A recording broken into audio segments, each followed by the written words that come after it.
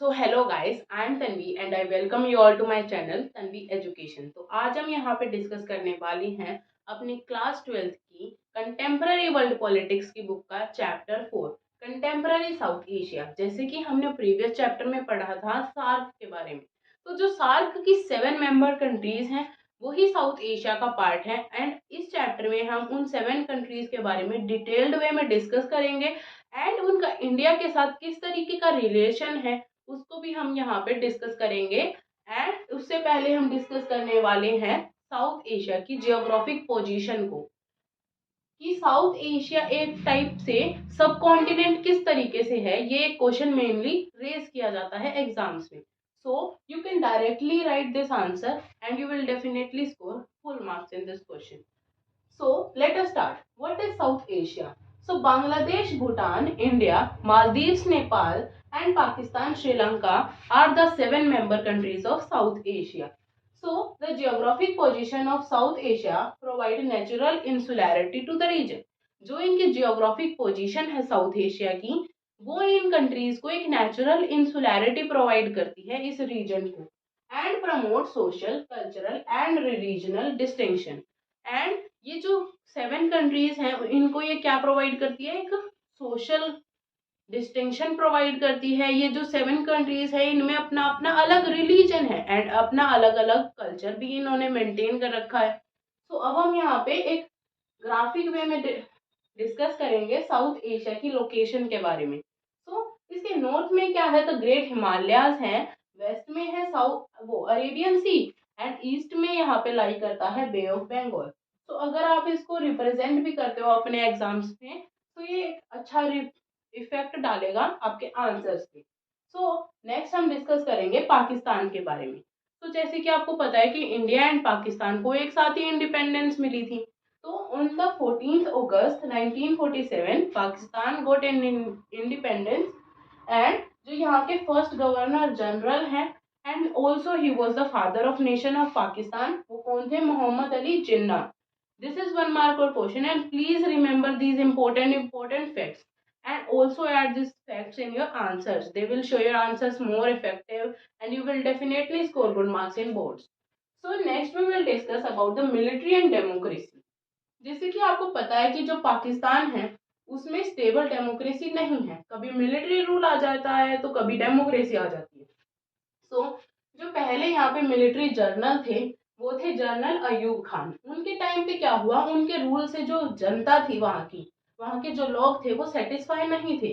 So there was a dissatisfaction against his rule and had to give up office. उन्होंने अपना office छोड़ना पड़ा।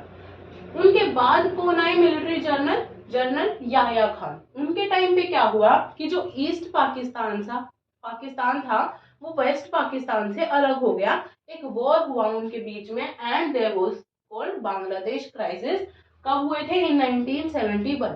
तो उसके बाद इनको पावर से हटा दिया गया एंड उसके बाद क्या हुआ, डेमोक्रेसी रूल आया वहां पे एंड एक इलेक्टेड प्राइम मिनिस्टर बने जुल्फिकर अली भुट्टो। इनका टाइम पीरियड था 1971 से लेके 77 तक। उसके बाद दोबारा से डेमोक्रेसी को काउंटर कर लिया मिलिट्री रूल ने एंड जो नेक्स्ट मिलिट्री जनरल आए वहां पे जिया उल हक। इनके टाइम पे क्या हुआ, प्रो डेमोक्रेटिक मूवमेंट स्टार्ट हो गए कंट्री में। जैसे कि आपको पता है कि जुल्फिकर अली भुट्टो के टाइम पे डेमोक्रेसी जो वहां के लोग थे उन्होंने टेस्ट कर ली एंड डेमोक्रेसी से अच्छा कोई भी रूलिंग सिस्टम नहीं है। तो यहाँ पे प्रो डेमोक्रेटिक मूवमेंट स्टार्ट हुए एंड इनको भी पावर से हटना पड़ा एंड दोबारा से वहां पे डेमोक्रेसी सेटअप हुई एंड जो बेनजीर भुट्टो है वो यहाँ पे लीडर बनी इन 1988 एंड पाकिस्तान पीपल्स पार्टी से बनी थी। She was the member of Pakistan people party and also the daughter of Zulfikar Ali Bhutto, जो पहले हमारे प्राइम मिनिस्टर रह चुके थे इसमें पाकिस्तान में, उनकी ये डॉटर थी बेनजीर भुट्टो। इनके बाद दोबारा से मिलिट्री रूल आया एंड जो मिलिट्री जनरल बने वो थे जनरल परवेश मुशर्रफ इन 1999। इनके टाइम पे क्या हुआ कि जो वहां के प्रेसिडेंट थे इन्होंने उनको रिमूव करवा दिया उनकी पोजीशन से। He removed Nawaz Sharif from power and got himself elected as the president and अपने आप को एक प्रेसिडेंट इलेक्ट करवा लिया वहां पे। सो जो नेक्स्ट इमर्जिंग क्वेश्चन हमारे यहाँ पे रेस होता है कि डेमोक्रेसी क्यों अच्छे से सेटअप नहीं हो पाई पाकिस्तान में। जो मेजर क्वेश्चन यहाँ पे पूछा भी जाता है बोर्ड एग्जाम्स में, and you have to directly write this 4 points in your answer and you will score full marks in this question. So you can also take a screenshot of this, and I will also provide a link in the description box. You can take from there. So we will discuss now why did Pakistan fail in building a stable democracy. Pakistan क्यों fail हो जाता है एक stable democracy को build करने में। So जो first reason है यहाँ का वो है the social dominance of military, clergy and land owing aristocracy. यहाँ पे एक सोशल डोमिनेंस है 3 लोगों का। पहला है मिलिट्री का, दूसरा क्लर्गी। क्लर्गी कौन होते हैं? जो मॉस्क में रहते हैं, जो वहाँ के पंडित वे में होते हैं, वो होते हैं क्लर्गी। एंड थर्ड है लैंड ओइंग एरिस्टोक्रेसी, जो बड़े बड़े जमींदार होते हैं। इन तो तीनों का यहाँ पे एक सोशल डोमिनेंस है एंड ये यहाँ पे डेमोक्रेसी को सेटअप नहीं होने देते। जो सेकंड है वो है जब pro military groups are more powerful there as they remain in conflict with India. जो यहाँ पे जो प्रो मिलिट्री ग्रुप्स हैं वो ज्यादा पावरफुल हैं डेमोक्रेसी से। ये क्या है, किस लिए पावरफुल है कि जो इंडिया पाकिस्तान के रिलेशंस है ये उनको अच्छे से हैंडल कर लेते हैं एंड इंडिया के साथ वॉर कर लेते हैं एंड लड़ाई झगड़ा कॉन्फ्लिक्ट अपना कंटिन्यू रखते हैं। इसलिए यहाँ पे जो प्रो मिलिट्री ग्रुप्स हैं ये ज्यादा पावरफुल हैं। ये जो मिलिट्री ग्रुप्स हैं ये क्या कहते हैं, these group says that the politics is based on the social interest. जो पॉलिटिक्स है वो सोशल इंटरेस्ट पे बेसिस है।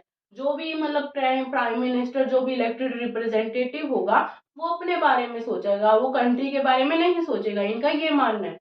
And only army can give up security to the Pakistan. And ये कहते हैं कि सिर्फ आर्मी ही पाकिस्तान को सिक्योर रख सकती है, इंडिया से बचा के रख सकती है एंड कश्मीर के इश्यूज को भी हैंडल कर सकती है। एंड जो थर्ड पॉइंट है वो है lack of genuine international support.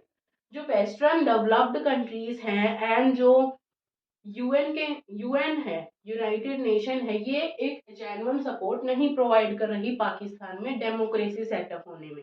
तो ये भी एक मेजर लैकिंग पॉइंट है। जो फोर्थ पॉइंट है वो है the western countries have encouraged military rule in Pakistan for their own reason.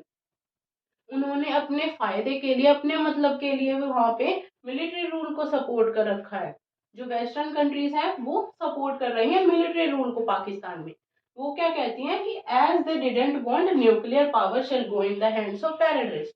उनका मानना है कि अगर डेमोक्रेसी सेटअप होगा तो सारे सिटीजन फ्री होंगे एंड जो न्यूक्लियर पावर है वो टेररिस्ट के हाथ में जा सकती है and this will harm the whole world. तो इनका मानना है कि वहां पे मिलिट्री रूल ही अच्छा है ताकि जो न्यूक्लियर पावर है वो टेररिस्ट के हाथ में ना जाए। तो ये अपने फायदे के लिए वहां पे डेमोक्रेसी सेटअप नहीं होने देती एंड उसे सपोर्ट नहीं करती। so there is a main conclusion that still Pakistan had a strong urge for democracy. वहां पे अभी भी जो लोग हैं वो एक अच्छी डेमोक्रेसी को डिमांड कर रहे हैं। एक अच्छे से डेमोक्रेसी वहां पे सेटअप नहीं हो रही अभी भी। And the country has free press, वहां पे अपनी एक फ्री प्रेस है and strong human right movements भी वहां पे चल रही हैं। सो अब हम यहाँ पे अपने इस चैप्टर की पार्ट 1 वीडियो को एंड करते हैं। अगर आपको कोई भी डाउट है तो please ask in the comment section. Please like the video and subscribe my channel.